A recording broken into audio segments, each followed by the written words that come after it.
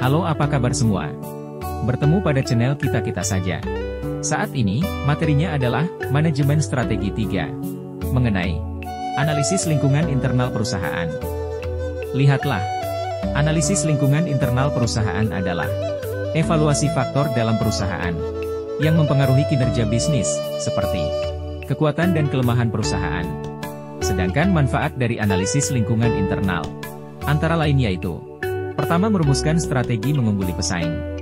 Kedua, dasar keputusan terkait sumber daya dan pengembangan produk baru. Ketiga, identifikasi area yang perlu diperbaiki. Dan memahami potensi risiko internal.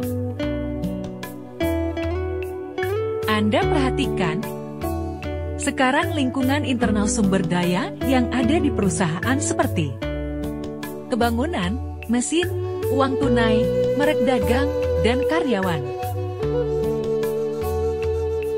Sedangkan lingkungan internal kapabilitas adalah kemampuan menggabungkan sumber daya secara efektif untuk menciptakan inovasi, kemampuan pemasaran, dan kemampuan produksi. Sedangkan manfaat analisis sumber daya dan kapabilitas, yaitu menemukan sumber daya yang memiliki keunggulan kompetitif, mengalokasikan sumber daya secara optimal, dan dapat mengidentifikasi keterampilan karyawan dan program pelatihan.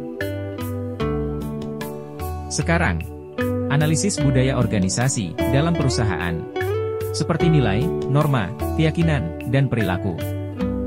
Budaya organisasi membentuk cara kerja, berkomunikasi, dan berinteraksi dalam perusahaan.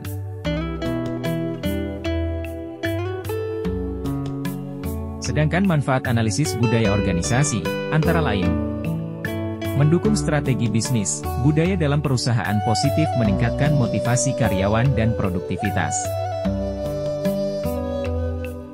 Sekarang kita lihat mengenai analisis SWOT. Analisis SWOT yaitu mengevaluasi kekuatan, kelemahan, peluang, dan ancaman yang dihadapi perusahaan. Sedangkan manfaat analisis SWOT yaitu mengetahui gambaran kondisi internal, eksternal perusahaan, merumuskan strategi, memanfaatkan kekuatan, mengatasi kelemahan, memanfaatkan peluang, dan meminimalkan ancaman. Sampai di sini dulu. Terima kasih, sampai bertemu kembali pada materi selanjutnya.